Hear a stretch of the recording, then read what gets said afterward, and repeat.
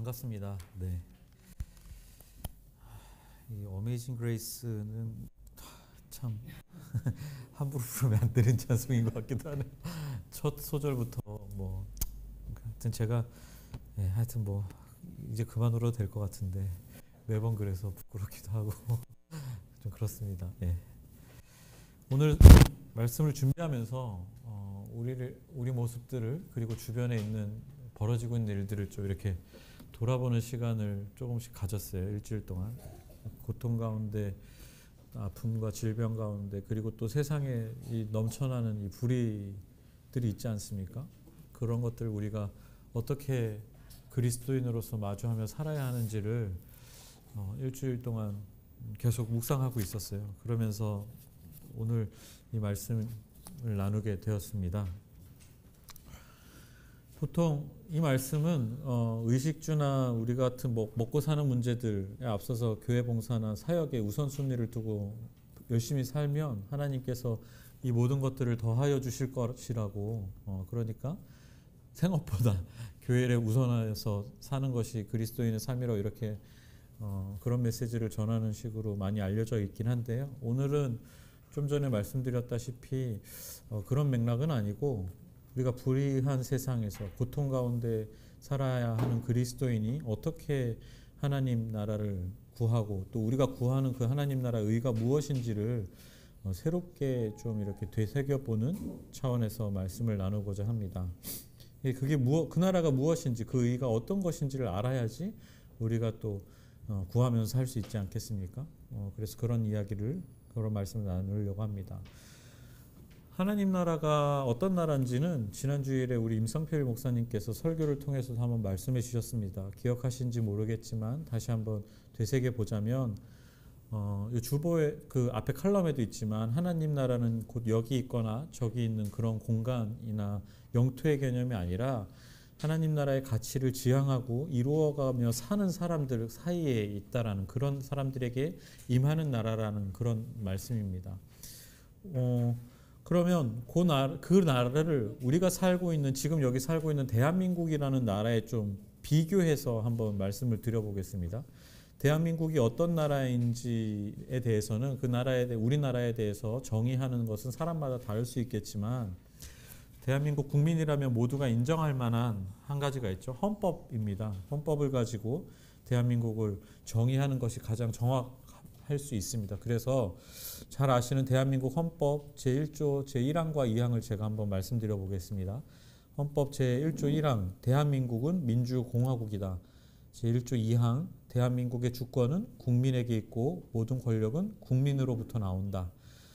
제1조 1항에 대한민국이 민주공화국이라는 말의 의미는 대한민국의 주인이 국민이라는 말입니다. 그러니까 대한민국 국왕이나 옛날 조선시대처럼 왕이나 독재자 같은 전제군주가 다스리는 왕정체제 국가가 아니라 국민이 주인되는 공화국 체제, 국민이 주인되는 공화국 체제를 대한민국의 국가의 정체성으로 삼았다라는 의미입니다.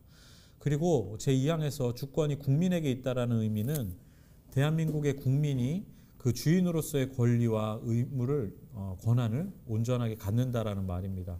또 모든 권력은 국민으로부터 나온다라는 말의 의미는 대한민국을 통치하는, 즉 다스리는 이 권력의 근거가 국민에게 있고 그 권력은 국민에 의한 것이어야만 한다라는 말이기도 합니다. 헌법 제1조 1항과 2항을 제가 아주 짧게 살펴보았는데, 아주 짧은 이 헌법 조항은 사실 우리나라의 모든 법 질서와 법 체계의 근거가 되는 아주 가장 중요하고 핵심적인 조문입니다. 이 헌법 1조가 있기 때문에 기타 다른 모든 법이 유효하고 우리는 그 많은 법의 테두리 안에서 대한민국 국민으로서 안전하게 이렇게 살고 있는 것이기도 합니다. 그러면 대한민국 국민이자 우리는 동시에 그리스도인으로 살고 있습니다. 그럼 그리스도인으로 살아가는 우리에게 하나님 나라는 대한민국이라는 국가 못지않게 사실 중요한 의미를 갖습니다. 하나님 나라에 혹시 헌법이 있다면 어떤 것일지 한번 제가 생각을 해봤어요. 그래서 대한민국 헌법을 가지고 하나님 나라의 헌법 1조 1항을 한번 이렇게 만들어 봤었는데 이렇게 될 것 같습니다. 하나님 나라 헌법 제1조 1항입니다. 하나님 나라는 하나님이 주인이고 그가 통치하시는 나라이다. 네, 그리고 1조 2항 하나님의 나라의 주권은 하나님에게 있고 모든 권력은 하나님으로부터 나온다. 그러니까 대한민국 헌법을 가지고 유추해서 하나님 나라 헌법을 만들면 이럴 것 같다라는 거죠. 그래서 우리가 그리스도인으로 살고 있는 하나님 나라의 주인은 헌법에서 얘기한 것처럼 하나님이시라는 것입니다. 그리고 또한 하나님 나라의 주권은 우리 하나님 나라의 주인이신 하나님의 것이며 하나님 나라에서 일어나고 있는 모든 일들, 것들은 하나님의 주권적 통치하심 아래에 있다라는 것이기도 합니다. 그것을 우리가 고백하고 인정하며 사는 것이 곧 하나님 나라에 살아가는 그리스도인의 삶이라는 것이죠. 우리가 대한민국의 국민으로 살아가는 이유는 헌법을 계속 말씀드렸다시피 우리가 가장 큰 법이자 기본이 되는 법원이라고 받아들이고 있기 때문입니다. 마찬가지로 우리가 지금 이 땅에서 그리스도인으로 살 수 있는 가장 큰 거는 하나님 나라의 주인이 하나님이시고 말씀드렸다시피 그 나라의 권력, 주권이 그리고 그 돌보심과 통치하심이 하나님의 주권 아래에 있다는 것을 우리가 믿기 때문입니다. 그래서 하나님 나라 혹은 천국은 죽은 이후에 가는 나라이기도 하지만 동시에 그 주권적 통치하심을 우리가 온전히 고백하고 믿고 따르기만 한다면 지금 여기에서도 우리 가운데 임하는 나라이기도 합니다.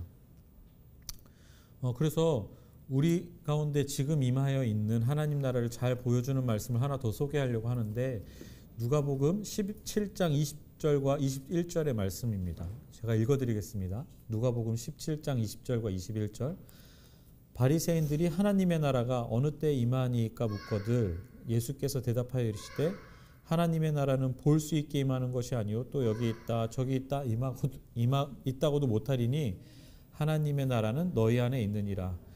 계속 이 말씀을 드리고 있습니다. 예수님은 이 말씀을 통해 하나님의 나라가 눈에 보이는 나라처럼 여기에는 있고 저기에는 없는 그런 나라가 아니라 어디인지에 상관없이 그 하나님 나라의 법과 원리를 깨어있는 믿음으로 고백하고 사람들이라면 여기서 더불어 누려 함께 살아갈 수 있는 나라라는 것을 계속 말씀하고 계십니다.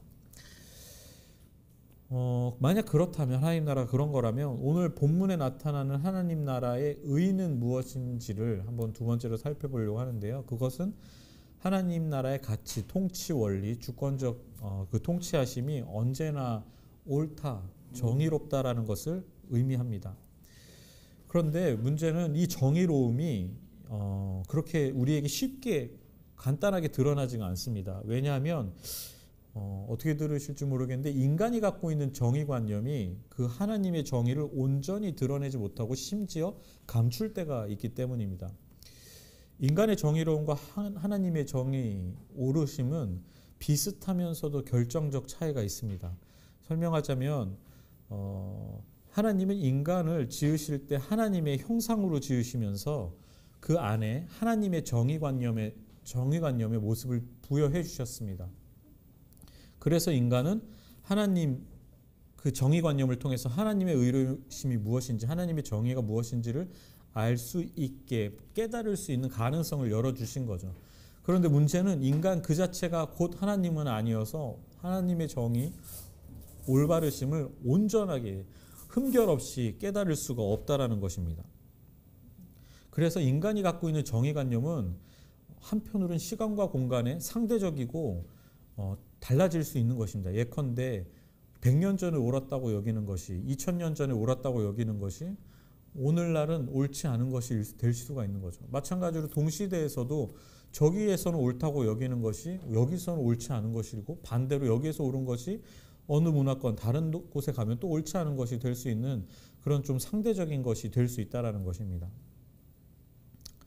그런데 하나님의 정의는 그렇지 않습니다. 언제나 시간과 공간을 초월해서 절대적으로 옳을 수밖에 없다라는 것이죠. 옳다라는 것이죠.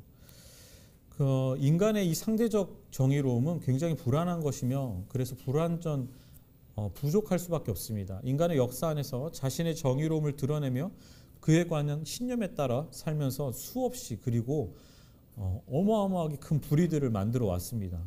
사실 부끄럽지만 반성하고 성찰해야 하지만 우리 기독교라는 종교가 멀게는 아주 오래전부터, 그리고 가깝게는 지금도 우리 기독교라는 이름으로 손 뻗으면 닿을 만한 곳에 있는 그런 사람들이 기독교라는 이름으로 하나님의 정의라는 깃발 아래 여전히 수많은 불의를 자행하고 있습니다. 이게 오늘날 우리 여기 있는 우리에게도 마찬가지라는 얘기입니다. 그래서 우리가 하나님의 이름으로 정의를 이야기하는 것이 사실 얼마나 위험하고 또 불의할 수 있는지를 깨달아 가야 한다는 것이죠. 사실 그걸 깨달을 수 있다면 차라리 하나님의 정의 앞에 겸손한 삶을 사는 것이며 현명한 삶을 사는 것일지도 모릅니다. 그런 맥락에서 하나님의 정의, 의로우심은 인간이 보기에 불의한 것 안에서도 하나님의 정의로움이 숨어 있을 가능성이 있다는 것입니다. 우리가 보기에 불의해 보이는 것일지라도 그 안에 우리가 다 헤아릴 수 없는 하나님의 정의로움이 숨어 있을 수도 있다라는 이야기를 드리는 것입니다. 이게 사실 쉽지 않은 이야기고 우리가 가지고 있는 정의관념이나 도덕관념, 일반적인 관념에 비추어 보면 이해하기 힘들고 불편한 이야기가 될 수도 있습니다. 그런데 이것을 가장 극명하게 드러내는 사건이 저는 성경에 있다고 생각을 합니다. 바로 기독교인이라면 누구나 알고 있고 또 부정할 수 없는 십자가 사건이 바로 그것이라는 것입니다. 십자가 사건은 아무런 죄 없는 하나님의 아들 예수 그리스도가 모든 사람의 죄를 대신 짊어지고 십자가에 달려 죽임당하고 부활한 사건을 말합니다. 근데 이 십자가 사건이 없었다면 오늘날 우리가 믿고 있는 기독교도 없었을 것이고 오늘 여기 이렇게 모여서 예배할 이유도 없습니다. 기독교가 너무나 당연하고 심지어는 옳다고 받아들이는 이 십자가 사건이야말로 사실 인간의 관점에서 보면 가장 정의롭지 못한 불의한 사건이었습니다. 아무런 죄 없는 사람을 십자가에 달려 못 박아 죽인 것이니까요. 예. 이렇게 불의한 것이 세상에 또 어디 있겠습니까?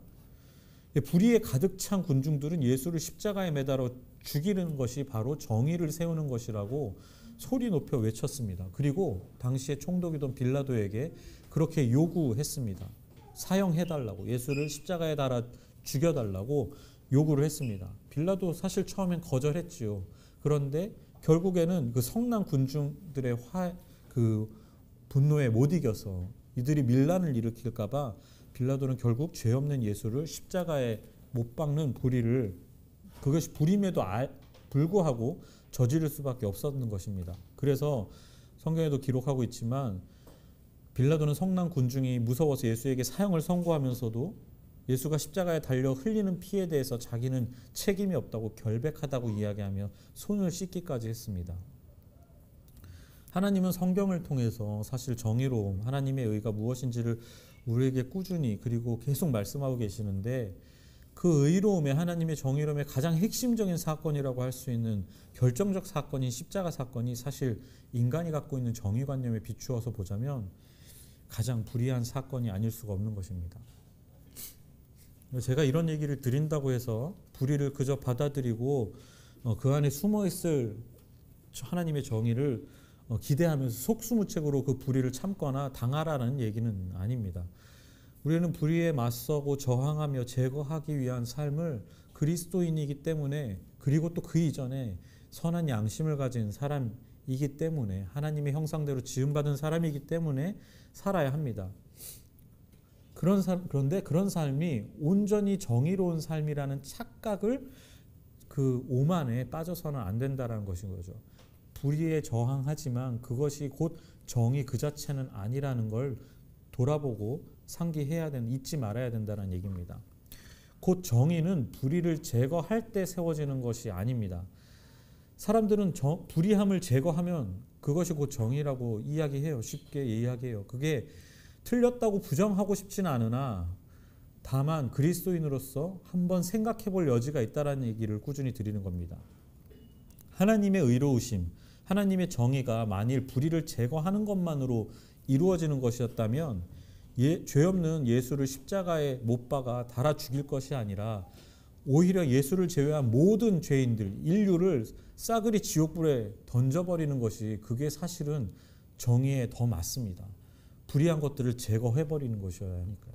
그렇지 않습니까? 그런데 예수조차도 그렇게 불의를 제거하는 것을 통해서 불의에 맞서고 불의를 없애는 걸 통해서 정의를 세우려고 하는 것이 아니었습니다. 예컨대 겟셋마네 동산에서 마지막으로 예수가 기도할 때 피눈물을 흘리며 기도할 때 하나님 아버지에게 만약에 이렇게 기도했다면 이 불의함을 저에게서 제거해 주시고 제가 이 불의함을 맞서서 이겨낼 수 있도록 힘을 달라고 그렇게 예수가 기도했다면 그 십자가를 자기가 그 불의한 십자가를 거부하는 방식으로 예수가 정의로움을 이루고자 기도했다면 오늘 계속 강조하지만 기독교는 우리에게 없을 것이고 하나님의 정의는 거기서 이루어지지 않았을 것이라는 것이죠. 그런데 예수는 그렇게 기도하지 않고 하나님의 뜻, 아버지의 뜻 안에서 그 불의한 십자가를 온몸으로 끌어안고 그 십자가에 자기 자신을 투기, 온몸으로 내던져 버린 그런 운명을 하나님의 뜻을 받아들였다라는 것입니다. 이제 그러면 하나님의 의로움을 본문에 나와 있는 구한다라는 것의 의미를 조금 더 구체적으로 한번 살펴보겠습니다. 오늘 본문을 제가 이리저리 살펴보면서 헬라어 성경 이렇게 또 찾아보게 됐는데 이 구하라는 단어는 헬라어로 제테오라는 동사라고 합니다. 제테오라는 동사가 헬라어였는데 그게 우리말로 구한다라고 번역이 됐어요. 그런데 이 제테오라는 동사는 성경의 다른 곳에서도 사용될 거지 않습니까? 그래서 그 사용된 의미를 찾아보면 사실 구한다라는 말보다는 찾아라, 찾는다라는 말에 좀 더 가깝습니다. 최근에 우리 정 목사님 자주 소개해 주시는 새한글 성경, 최근에 번역된 새한글 성경에서 오늘 본문이 이렇게 번역되어 있습니다. 제가 읽어드리겠습니다. 여러분은 먼저 하나님의 나라와 하나님의 의를 힘써 찾으세요. 그러면 하나님이 이 모든 것들을 여러분들에게 보태 주실 것입니다. 그러니까 새한글 성경에는 구하세요라고 번역되는 게 아니라 찾으세요라고 번역되어 있다는 것이죠. 그러면 조금 더 들어가서 구하는 것과 찾는 것에 어떤 차이가 있는지, 그 둘에는 어떤 의미의 차이가 있는지 한번 보려고 합니다. 구한다라는 것은 지금 나에게 없는 것을 누군가에게 요청하고 요구하는 것입니다. 이게 구하는 것이라면 찾는다라는 것은 사실 나에게 이미 있어요. 지금 여기 있는데 아직 몰라서 있는 것을 발견하기 위해 노력하는 것이 곧 찾는다라는 것이죠. 그래서 아까 계속 소개하고 있는 찾다라는 의미의 헬라어 동사 제테오는 다른 성경에도 쓰였는데 대표적으로 마태복음 7장 7절과 8절에도 사용되었습니다. 잘 아시는데 제가 읽어드리겠습니다. 구하라 그리하면 너희에게 주실 것이요 찾으라 그리하면 찾아낼 것이요 문을 두드리라 그리하면 너희에게 열릴 것이니 구하는 이마다 받을 것이요 찾는 이는 찾아낼 것이요 두드리는 이에게는 열릴 것이니라 라는 이 유명한 말씀입니다. 방금 소개해드린 이 말씀에 구하다라는 것과 찾다라는 말이 동시에 등장을 하죠. 헬라 성경에서 앞에 구하다라는 말은 제테오가 아니라 에이테오라는 동사를 쓰고 있고요.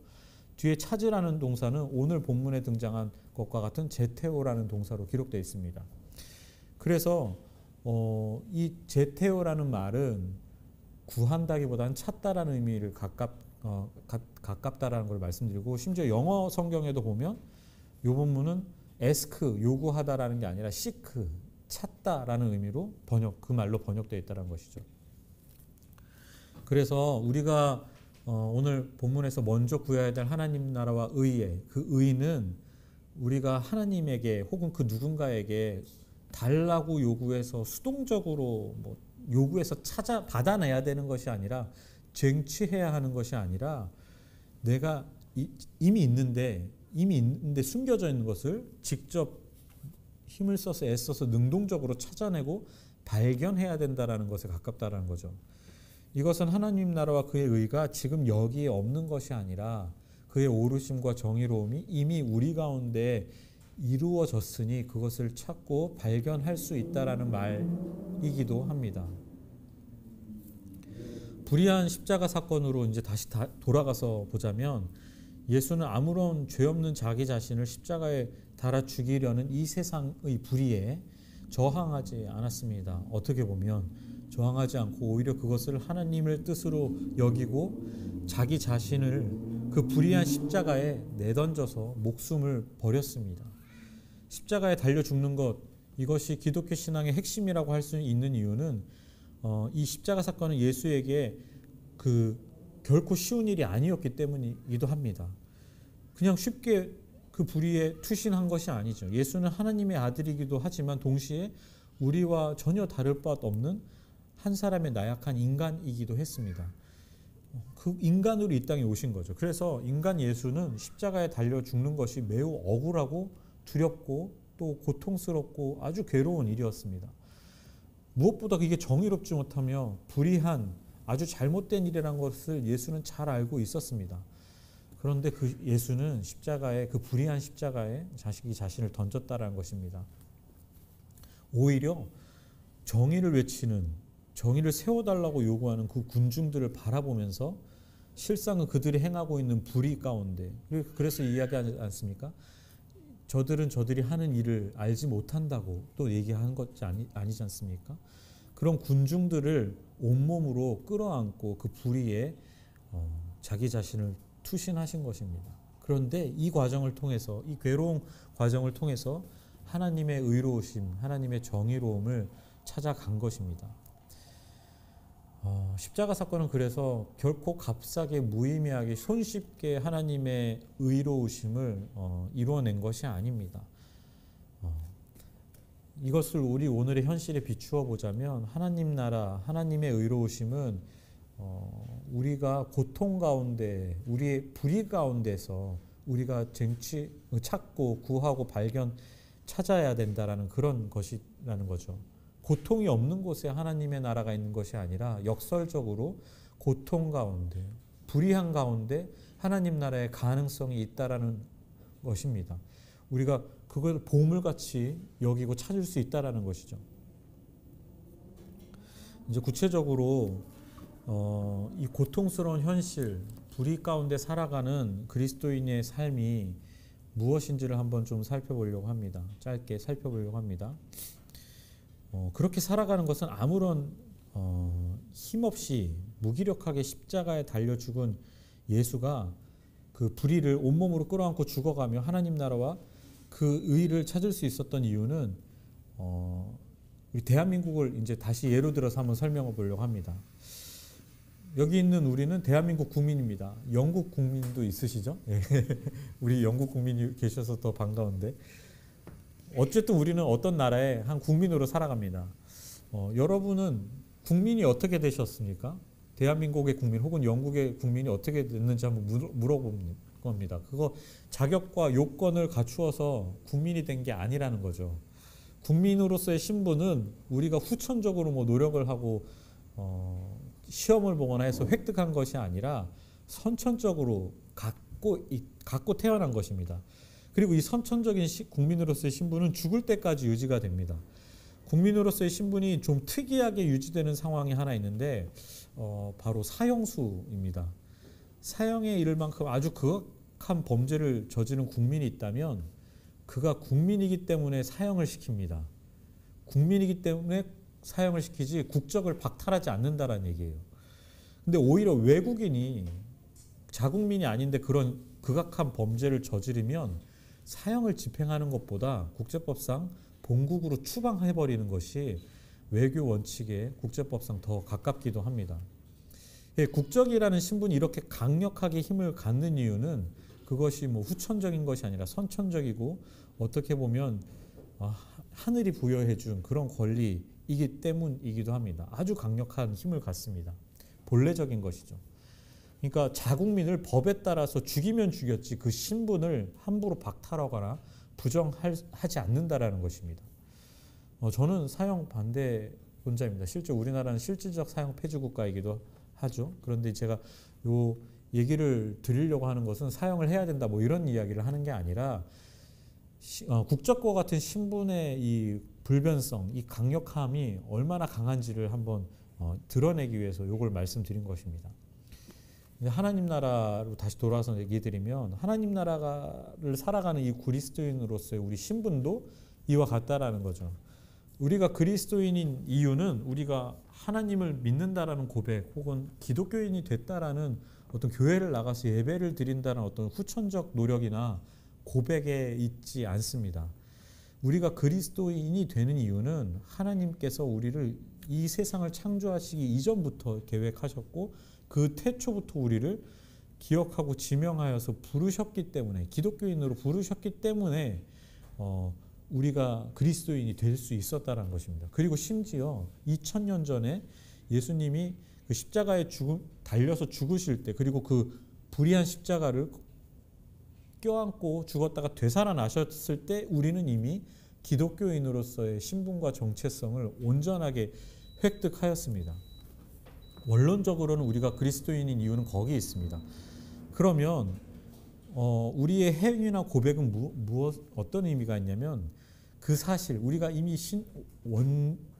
이미 태초부터 그리스도인이었다라는 그 사실을 후천적으로 고백하고 재확인하는 것에 가깝습니다. 재확인하고 발견하는 것에 가깝다라는 얘기죠. 이 얘기는 어떤 의미라면, 우리의 구원, 하나님 나라와 정의로움, 우리에게 이루어진 하나님 나라와 정의로움은 우리가 이미 그것을 찾아서 발견하기 전에 이미 우리 가운데 이루어져 있음을 의미하기도 합니다. 이게 바로 불의가 가득하고 고통이 넘치는 이 세상 속에서 우리가 하나님 나라와 의에 대한 기대와 소망을 갖고 살아갈 수 있는 근본적인 이유가 되기도 합니다. 왜냐하면 불의가 아무리 우리를 흔들어도 우리의 그 그리스도인으로서의 신분, 고통이 우리를 아무리 힘들게 하여도 그리스도인으로서의 이 신분을 박탈하지 못하기 때문입니다. 우리를 무너뜨릴 수가 없습니다. 예수의 비견에서 다시 얘기 드리면, 예수는 사탄과 그 불의에 굴복하여서 십자가에 달려 죽은 것이 아닙니다. 불의한 십자가에 매달려서 치욕스러운 끝을 맞이한 것이 아니라는 것이죠. 그것은 불의와 치욕을 넘어서는 하나님의 뜻, 부활하여서 하나님의 나라와 그 정의를, 그 사랑을 온 세계에 이루고자 하셨던 하나님의 뜻 가운데서 일어난 사건이라는 것입니다. 하나님은 십자가에 예수를 사탄에게 넘겨준 것이 아니라 오히려 하나님의 사랑과 공의 안에서 그를 품어내신 것입니다. 불의 가운데서도 십자가 사건은, 불의한 십자가는 그런 의미를 갖고 있다는 것이죠. 함이 그런 숨은 뜻을 갖고 있다는 것이죠. 거듭 말씀드리지만 하나님 나라와 그 일을 찾으며 살아가는 것은 이렇게 쉬운 일이 아닙니다. 그런데 불가능 일이 그래서 또 아니기도 합니다. 오히려 하나님 나라와 그 의가 이미 이루어졌다라는 점은 불의가 가득하고 고통스러운 이 세상을 우리가 여전히 살아가야 하는 이유가 되고 또 소망이 되고 있다는 점을 계속 강조드립니다.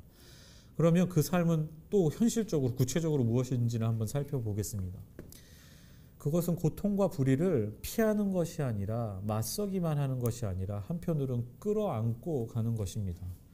고통과 불의를 제거하는 것이 아니라 그 안에서 하나님의 정의를, 가능성을 찾고 구하고 두드리며 살아간다는 것입니다. 사실 죽을 만큼 괴롭고 힘들고 지치는 일이기도 합니다. 끝이 보이지 않는 터널을 살아가야 되는 일이기도 합니다. 도무지 해결되지 않을 것 같은 이 우리의 고난스러운 현실을 마주하면서 그냥 견디면서 살아가야 되는 이 지난한 세월이기도 하다라는 것이죠. 그러다가 실제로 죽을 수도 있습니다. 죽을 만큼 힘든 것이니까요. 그런데 그럴 때 에스더가 했던 각오, 고백처럼 죽으면 죽지, 죽으면 죽으리라는 그 각오를 갖고 어떻게 보면 죽어도 괜찮다는 의연함을 갖고 살아가는 일이기도 합니다. 그리스도인으로서 죽을 수만 있다면 죽어도 괜찮은 것 아니겠습니까? 그것은 불의와 고통에 굴복한 죽음이 아니라 그리스도인으로서 죽는다라는 것은 죽음 너머에 있는 영원한 하나님 나라 부활을 기다리는 죽음이 될 수 있기 때문입니다. 십자가의 사건에서 불의한 십자가를 끌어안고 죽었다가 부활한 예수가 우리의 증거가 되지 않겠습니까? 그것을 보고 살아가는, 그것을 보고 죽어가는 삶이 바로 불의를 끌어안고 살아가는 그리스도인의 삶이 될 수 있다라는 얘기죠. 마지막으로 우리가 그리스도인으로서 찾고 구하는 하나님 나라와 의는 개인적인 것이 아니라는 말씀을 반드시 드리고 싶습니다. 우리가 그 나라와 의를 우리가 함께 찾고 구할 때 우리 가운데 이루어집니다. 우리가 겪는 불의와 고통은 개인적으로만 감당하고 고통스럽게 견뎌야 하는 것이 아니라는 것이죠. 우리 가운데 하나님 나라가 있는 것처럼 그 고통과 불의도 우리가 함께 떠안고 짊어지며 견디며 그 안에서 하나님의 의로우심을 오르심을 구하고 찾아야 한다는 것입니다. 이것을 우리라는 관점에서 조금 새롭게 표현하자면 하나님 나라의 그리스도인으로 산다라는 것은 익숙한 하나님 나라의 백성이라기보다는 저는 그런 말을 즐겨 쓰는데 하나님의 나라의 시민으로 살아가는 삶의 자세입니다. 백성과 시민은 비슷하지만 큰 차이가 있습니다. 하나님과 우리의 관점에서 보면 우리는 왕 되신 하나님의 백성으로 살아가죠. 그런데 더불어서 이 땅을 살아가는 우리의 맥락에서 관점에서 보자면 백성이라기보다 우리는 한 사람의 시민, 더불어 살아가는 시민으로 살아간다는 것입니다. 시민사회는 그러니까 우리가 살아가는 이 시민사회는 사회 속에서도 하나님 나라가 있습니다. 교회에만 있는 것이 아니라 우리가 직장에서 만나는 사람들 속에서도 하나님 나라가 있고 가족 가운데서도 후배와 동료들 안에서도 일터에서도 그렇게 다 하나님 나라의 시민으로 살아갈 때 그 불의 속에서도 부정의한 세상 속에서도 하나님 나라의 의를 소망을 하고 그것을 찾고 구하면서 살아가는 그리스도인이 될 수 있고 그 그리스도인의 삶을 하나님 나라의 시민으로서의 삶을 서로 격려하고 돕고 함께 살아갈 수 있다는 것이죠. 그 안에 하나님의 사랑과 공의와 정의가 있습니다. 하나님이 그렇게 우리 서로를 격려하고 시민으로서 돌보고 살아가는 가운데 하나님의 사랑이 우리 가운데 또 찾아오기도 합니다.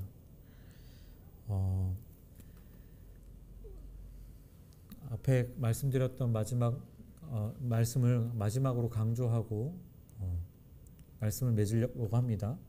불의와 고통을 달아가며 살아가는 우리에게 이전까지는 고통을 제거하고 그것을 물리치고 이겨내는 것이 정의라고 생각하면서 살아온 것이 일반적 정의관념, 세상이 가지고 있는 정의관념이지만 그것이 온전하지 않을 수 있음을 다시 한번 기억하시고 오히려 불의와 부정의 가운데서도 하나님의 정의, 오르심을 찾고 그것을 함께 찾아내기 위해서 서로 격려하며 견디며 격려하며 돌보며 살아가는 그리스도의 삶을 살아가시기 바랍니다. 기도하시겠습니다. 사랑과 은혜가 풍성하시며 우리를 그 사랑으로 돌보고 인도하시는 하나님, 우리가 하나님 나라와 그 일을 먼저 찾으며 살아가기를 바랍니다. 불의와 고통에 신음하는 이 세상 가운데 하나님의 사랑과 정의를 찾고 구하며 두드리는 그리스도인들이 되기를 바랍니다. 고통 가운데 우리를 버리지 않으시고 불의의 한복판에서 우리와 함께 서 계시는 하나님을 발견하여 바라보게 하시고 그것들을 넘어서는 하나님 나라를 우리 가운데 또한 이루어 살아가도록 인도하여 주시옵소서.